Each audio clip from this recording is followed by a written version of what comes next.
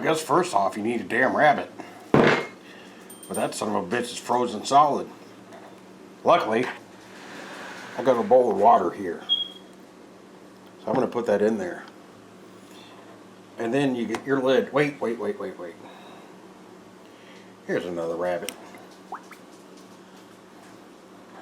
This is going to do two things. It's going to thaw them, and it's going to get rid of the blood.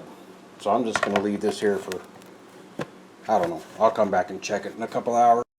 2 hours later. Get yourself a pot. I'm using a Dutch oven. Why? Because it's made of iron.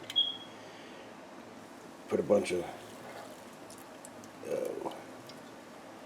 olive oil in it. Get yourself a piece of meat. Like this.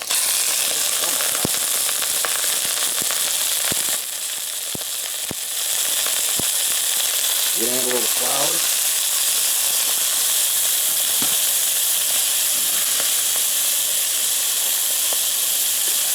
Salt and pepper. That's it. That's all you're going to put on it.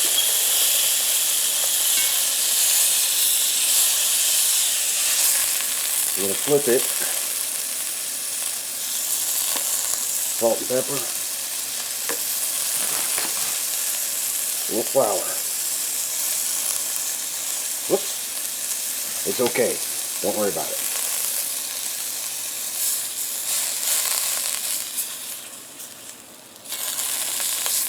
So you're going to cook each side for about 3 minutes. And you're going to do that with all the pieces. Okie dokie. Are they done? Hell no.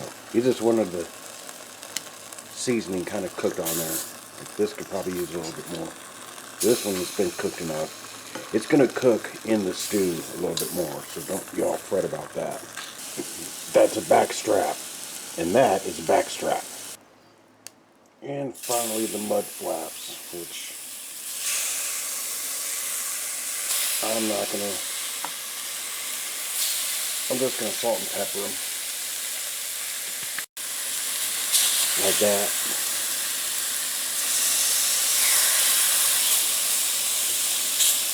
It's kind of like bunny bacon. Good God, look what I've done to this pan. I'm going to turn it off. So the last bit of rabbit that was soaking in here after I dumped the water, this is what's left. This is good if you don't want the gamey taste. The gamey taste is blood. So if you like the gamey taste, you're going to get a diet that's high in iron. If you don't like the gamey taste, you soak it overnight. That's the whole point. I don't know if I explained that. I can't remember shit. Today we're going with a big ass red onion. Red onions don't get enough love on this channel. Did y'all see that? It just rolled up and, oh, that was awesome. So I'm going to chop this up and put it in a bowl. So it's all nice and cut. Like that. That's how I'm going to throw it in the bowl and in the pot. Because it'll all stir up and be happy. And we got its cousin, a red shallot.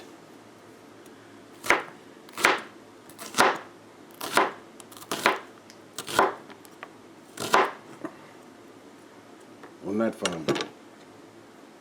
The hell is that? Yay. Here's some big ass cloves of garlic. I learned this trick from your mom. You smash it with a knife and it should come out, and I was never any good at this. Whatever. This ain't too bad. Feeding 6 people. 6 pieces of garlic in the bowl. Here's another thing that doesn't get much love on this channel. It's these green Rob scallions. Why do they put a rubber band on there? Just to piss me off. Look at it. Look at all that. That's awesome. In the bowl. Alright, get your pot back or Dutch oven. A little bit of olive oil.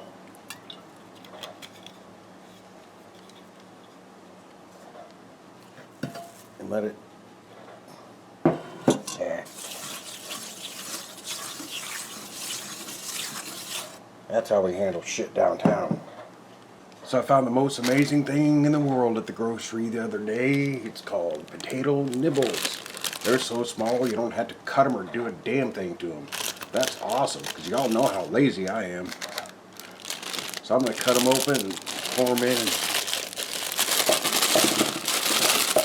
see if that, maybe half.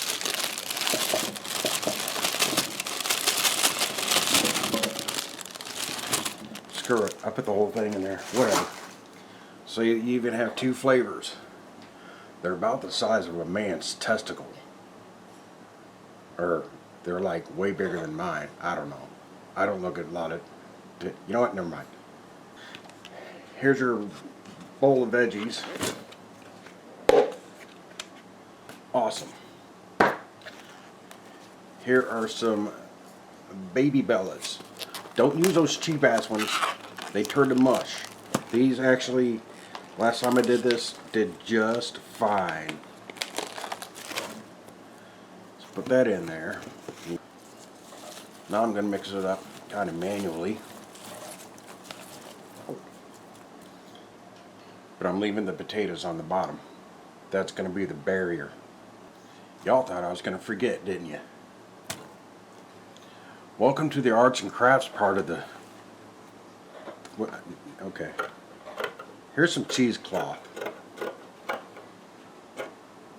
What I've recently discovered is if you go to the plant section of your grocery, you can find these things. And they're really, really good. It even says that's tasty, longer lasting. I'm not sure why. But when I cook them, they have a tendency to like completely fall apart. And you're left with a bunch of stems. And then later on, when you go to take a poo, you're finding all these little leaf things in your poo. That's bullshit. So, what we're going to do is we are going to tie them up inside of this cheesecloth. Go out and get yourself a bale of twine. The cooking twine. There is cooking twine, but I really couldn't tell the difference. This will survive heat. So it can go through the bag, it can come out the sides, but you're not going to have little leaflets in your poo. Here's some thyme. Whoop-de-doo.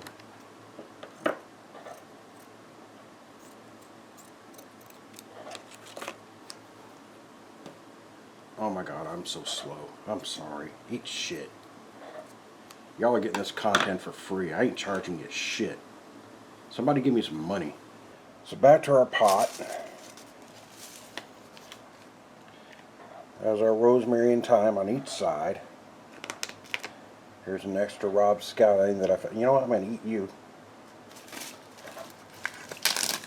So, y'all been watching my videos, you know that I hate basil. So my good friend Minga sent me some basil. I hope it's basil. If not, there's going to be a problem. Now it's time to add the broth. This is duck broth. Y'all remember that duck video? No? Well, do a search. It was good. So there's that duck broth, which may not have been enough.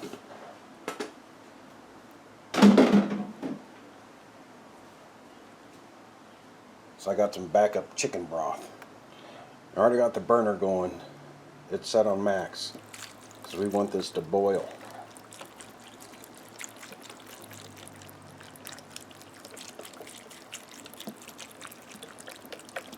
And I also got 2 cans of cream of mushroom soup sitting over there just in case of something. And I'll be back in a second. I'm going to try to work this to where everything's underwater. Now once you get your shit situated and settled, only then will you be adding your pieces of rodent. So I always start with the big pieces first, like that back strap. And the reason they have to stay on top is because this is going to boil and cook, and hopefully the meat will tenderize so you can pull it off the bone, which I'll show you all in a little while. And this is just not going to work. Okay, here is why I use a Dutch oven. Because you got this big ass heavy iron lid. So all you got to do is mush it down. So you're going to go to max, and you're going to bring it up to a boil. See that? It's boiling. That's good. Now, you want to turn it down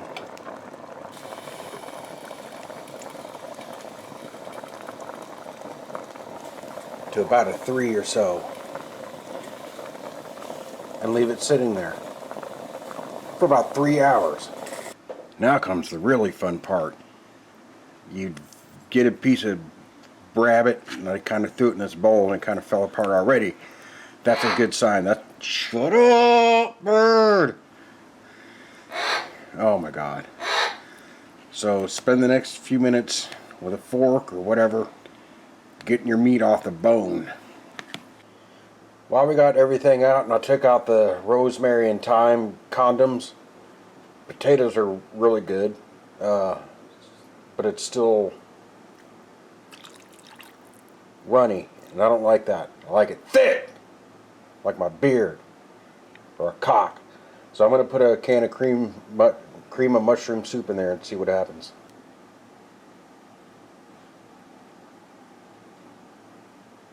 Son of a bitch. It's coming.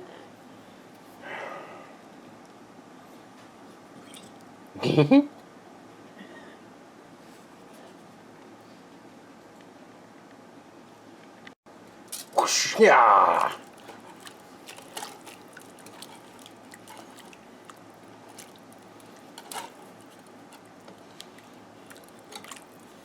It ain't doing crap. I'm going to do the other technique because I think it's kind of cool.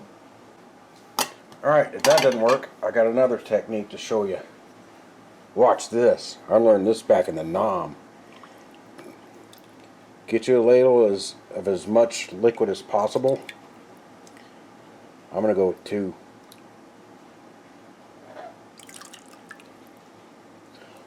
Hold up, there's more. Get yourself a green scoopful of flour. Whisk might be too much, so I'm going to use a fork. And whisk that up until it's nice and gravy-like, or baby gravy. And then you simply just pour it back in there, and that should somewhat thicken it up. I don't want it like mega thick. Partially runny is fine. Whatever. So let's get that nice and thickened back up. It's doing a little bit, not a lot. I haven't even tasted this crap yet. Oh, also while you're stirring, might want to look for any bones you may have missed, because when I was getting the rabbit out, it just kept falling apart. That's a good thing. So you got your rabbit deboned. This is about probably 3.5 pounds of rabbit out of the 2 rabbits. So that was pretty good. So you just put it back in.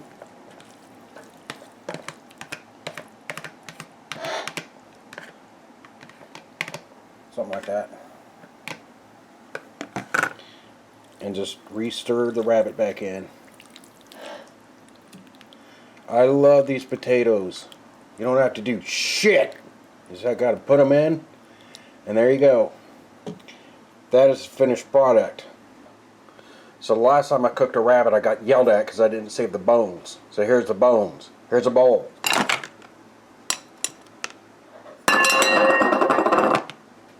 Is that okay? Yeah? You motherfucker, you.